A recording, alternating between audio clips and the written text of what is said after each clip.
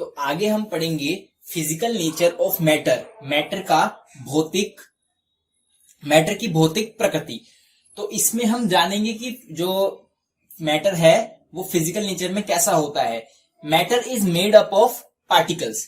जो मैटर है वो पार्टिकल्स में बटा होता है, मतलब छोटे छोटे पार्टिकल्स होते हैं, ऐसे छोटे छोटे, मान लो ये छोटे छोटे वेट चल नहीं रहा है, छोटे छोटे पार्टिकल्स में जो मैटर होता है वो बना होता है। कोई भी मैटर हो, चाहे वो सॉलिड हो, लिक्विड हो या गैसियस हो, वो सब पार्टिकल्स से ही बना हुआ होता है। ठीक है।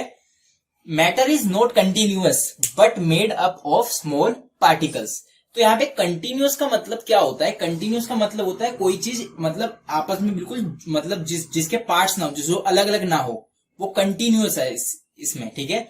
जैसे पर मैं क्या बोल रहा हूं कि जो मैटर है वो कंटिन्यूअस नहीं होता है, वो जुड़ा हुआ नहीं होता है, वो क्या होता है? Made up of small particle, वो छोटे छोटे पार्टिकल्स का बना हुआ होता है। ठीक है। Everything in this universe is made up of small particles. ठीक है। जो भी चीज इस यूनिवर्स में है वो किसकी बनी हुई है? स्मॉल स्मॉल पार्टिकल्स की बनी हुई है। सारी चीजें, चाहे वो लिक्विड हो, चाहे मैंने 3 तरीके के मैटर पढ़ाए ना अपने, तीनों जो मैटर हैं, लिक्विड, गैसियस एंड सॉलिड, ये तीनों जो मैटर हैं ये सारे पार्टिकल से बने हुए होते हैं। ठीक है। कोई भी मैटर ऐसा नहीं है जो पार्टिकल से बना नहीं होगा। किसी भी कंटिन्यूअस कोई फॉर्म नहीं होती। कंटिन्यूअस फॉर्म मतलब कोई बिल्कुल जुड़ा हुआ नहीं होता। सारे उसके जो पार्टिकल्स होते हैं वो अलग अलग होते हैं। ठीक है। तो समझ में आया? These particles are either atoms और मॉलिक्यूल्स। ठीक है। ये जो पार्टिकल्स होते हैं या तो ये एटम्स होते हैं और या फिर ये क्या होते हैं? मॉलिक्यूल्स होते हैं। ठीक है। आगे पढ़ेंगे। पार्टिकल्स को हिंदी में कहते हैं कण। ठीक है। Size of particles. अब हम पार्टिकल का साइज देखेंगे कि उसका आकार कितना है, पार्टिकल का, कण का साइज कितना है। ठीक है। These particles are extremely small which can not be seen even with the microscope. ठीक है। ये पार्टिकल जो होते हैं ना, इतने छोटे छोटे होते हैं, इतने छोटे होते हैं कि इनको माइक्रोस्कोप के थ्रू भी हम नहीं देख सकते। इनका साइज इतना छोटा होता है। एग्जाम्पल के लिए देखेंगे, a drop of water contains 10 की पावर 21 मॉलिक्यूल्स। ठीक है। एक माइक्रोस्कोप की जो एक वाटर ड्रॉप की जो एक बूंद होती है, पानी की एक बूंद है, उसके अंदर भी इतने सारे मॉलिक्यूल्स होते हैं। आपको पता होगा, मैथ्स में पढ़ा होगा, 10 की पावर, जैसे 10 की पावर मैं बोलता हूं 10 का स्क्वायर है, तो 10 का मतलब 10:10 करेंगे तो ये कितना आ जाएगा? 100। ठीक है। अब ये 10 की पावर 21 है। ठीक है।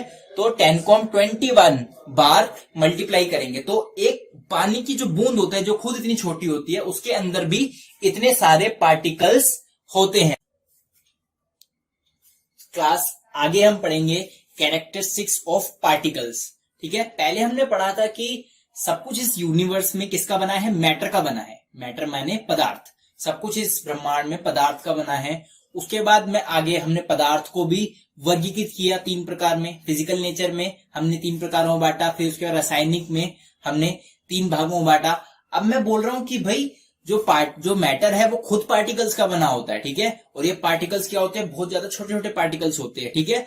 अब इन पार्टिकल्स के ही हम कैरेक्टरिस्टिक्स माने विशेषताएं हम पढ़ेंगे। ठीक है। ये जो पार्टिकल्स हैं, जो हर मैटर जो है पार्टिकल का बना है। ठीक है। तो मतलब मैं कह सकता हूं कि हमारे आसपास जितनी भी चीजें हैं वो सारी किसकी बनी है? पार्टिकल्स की। आगे पढ़ते हैं। Particles of matter have space between them. ठीक है। जो पार्टिकल्स होते हैं ना, वो जुड़े हुए नहीं होते आपस में। ठीक है। उनके बीच में क्या होता है? स्पेस होता है। ठीक है। एकदम से चिपके नहीं रहते, उनके बीच में क्या होता है? स्पेस होता है। इसको समझने के लिए क्या हम इधर देख सकते हैं, जैसे ये वाटर है। ठीक है। यहाँ पे एक गिलास है, इसमें मैंने बीकर में वाटर लिया और इधर मैंने भी बीकर में वाटर लिया। दोनों में वाटर का जो अमाउंट है वो सेम है। ठीक है। इसमें 50 ml है और इसमें भी 50 ml है। ओके।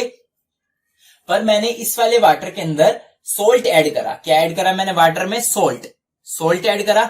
ये जो सोल्ट ऐड करने के कारण क्या हुआ, जैसे प्रैक्टिकली देखा जाएगा, अगर मैं सोल्ट ऐड कर रहा हूं तो पानी का जो लेवल है थोड़ा ऊपर आना चाहिए, है ना। पर क्या होता है कि पानी का लेवल उतना ही रहता है। इसका क्या कारण है? इसका ये कारण है कि जो पानी के अंदर जो मॉलिक्यूल्स हैं, उस पानी के अंदर जो पार्टिकल्स हैं, उनके बीच में स्पेस है, और जो सोल्ट के पार्टिकल्स हैं उनके अंदर भी स्पेस है। तो जब उन दोनों के अंदर जो स्पेस होता है तो आपस में वो घुल के उस स्पेस में ही वो घुल जाते हैं और पानी का लेवल उतना ही रहता है। ठीक है, समझ में आया? जो एक पार्टिकल और दूसरे पार्टिकल के बीच में जो स्पेस होता है उसको बोलते हैं हम इंटर पार्टिकल स्पेस। क्या बोलते हैं हम? Inter particle space. और इसको वॉइड्स भी बोल सकते हैं। क्या बोल सकते हैं हम इसे? वॉइड्स। वॉइड्स को हिंदी में कहते हैं शून्य या फिर रिक्त। क्या कहेंगे इसे? शून्य या फिर रिक्त। आगे पढ़ेंगे हम, particles of matter are continuously moving. ठीक है, जो पार्टिकल होते हैं मैटर के वो मतलब एक जगह स्टैटिक नहीं रहते, वो हमेशा मूव करते रहते हैं। मतलब एक जगह से दूसरी जगह से हिलते रहते हैं। ठीक है, तो वो स्टैटिक नहीं होते, वो मूव करते हैं। इसको समझने के लिए हम क्या कर सकते हैं, हम एक गिलास में वाटर लीजिए अपने घर पे। ठीक है, शीशे गिलास में आप वाटर लीजिए, उसके अंदर इंक डालिए, किसी भी कलर की, जो आपका फेवरेट कलर है उसकी इंक डाल दीजिए। थोड़ी बार उस गिलास को बस ये देखना कि वो गिलास कोई मूवमेंट ना करें, वो हिल ना रहा हो। पहले गिलास को रख दें, ठीक है, और गिलास का जो पानी है उसको शांत होने दें। उसके बाद उसके अंदर इंक डालें, इंक की 2-3 बूंदे डालें।